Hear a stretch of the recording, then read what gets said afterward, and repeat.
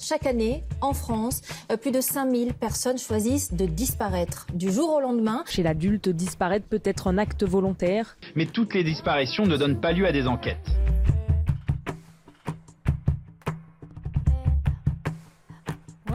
C'est hyper difficile de dresser un profil type, une typologie de personnalité. Les cas sur lesquels j'ai pu me documenter, il y a de tout. Il y a effectivement des gens qui commençaient à être un peu en rupture de banque, mais il y a aussi des gens qui avaient une vie extrêmement ritualisée. Tout d'un coup, il y a un détail qui change dans leur vie. On m'a raconté l'histoire de quelqu'un qui va au travail tous les jours en voiture et tout d'un coup, un panneau publicitaire change sur son trajet. Et là, il embraye, il part à gauche au lieu d'aller à droite et il disparaît.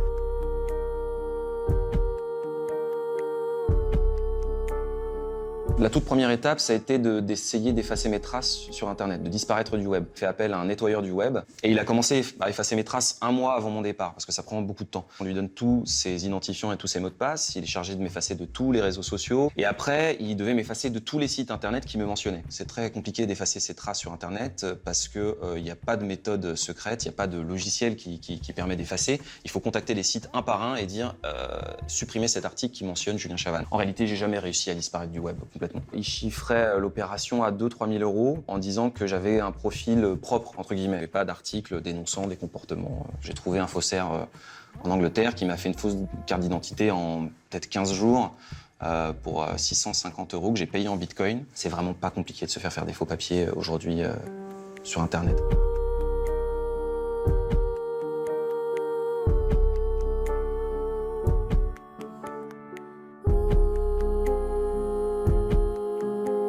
Donc au Japon, on parle de 100 000 disparitions, mais certaines associations parlent de 200, voire à 300 000 disparitions, parce qu'en fait, c'est un sujet extrêmement tabou, et donc les familles ne vont pas forcément déclarer un disparu à la police. Et les chiffres de la disparition recoupent les gens qui se suicident et les gens qui deviennent des évaporés dans leur propre pays. Et en fait, disparaître, c'est une forme de suicide social. Il y a un quartier qui s'appelle Sanya, qui n'existe pas sur les cartes, parce que c'est tabou de se dire que dans son propre pays, dans la capitale de son pays, il y a ces gens-là qui vivent sans adresse, sans identité. Ça peut être tout et n'importe quoi. C'est j'ai perdu mon travail, j'ai échoué à un examen. Et donc c'est ce sentiment, à un moment ou à un autre, de ne pas avoir honoré sa place dans la société. Quand on est parti là-bas, on était en fait fascinés par ce phénomène de la disparition. Or, on s'aperçoit que les gens qui ont tout quitté du jour au lendemain, en fait, ils ont fui quelque chose.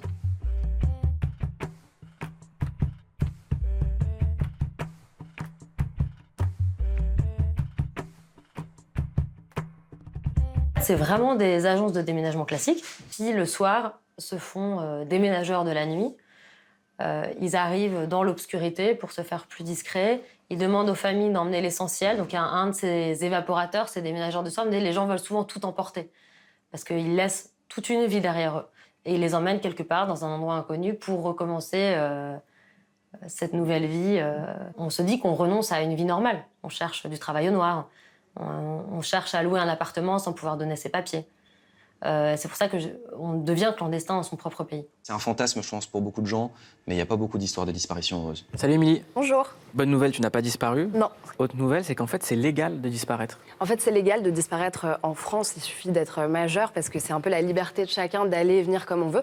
On ne peut pas empêcher quelqu'un de disparaître et ça pose un problème quand même pour les familles. Parce que si on cherche quelqu'un, un proche qui a disparu, en fait, la police n'ouvre pas d'enquête. Sauf si la disparition est considérée comme inquiétante, s'il y a des risques de suicide, d'enlèvement. Mais sinon, en fait, le droit protège les gens qui souhaitent disparaître. Est-ce qu'on peut disparaître par rapport aux impôts, par exemple, aussi? Par rapport aux impôts, par rapport aux impôts, je ne sais pas, mais c'est vrai que si on disparaît toutes les cartes, on peut pas.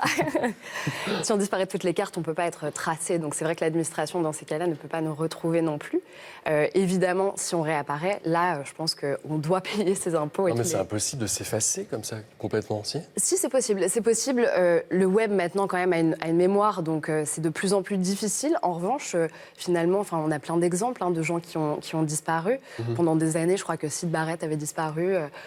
Oui, exactement, ne serait-ce que lui. C'est un grand exemple. Ouais. Xavier Dupont-Ligonnès. Xavier Dupont-Ligonnès, absolument, qu'on n'a toujours pas retrouvé. Donc, les exemples sont foisonnants. En fait, c'est assez facile, étonnamment. C'est très fascinant.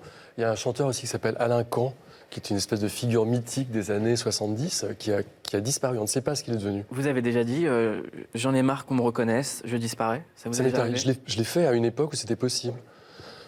Dans les années 90, où j'ai eu besoin de respirer un petit peu. Je suis parti à Londres Et j'avais pas, à l'époque, il n'y avait pas de portable et de ça. J'avais juste, on pouvait me joindre que par fax.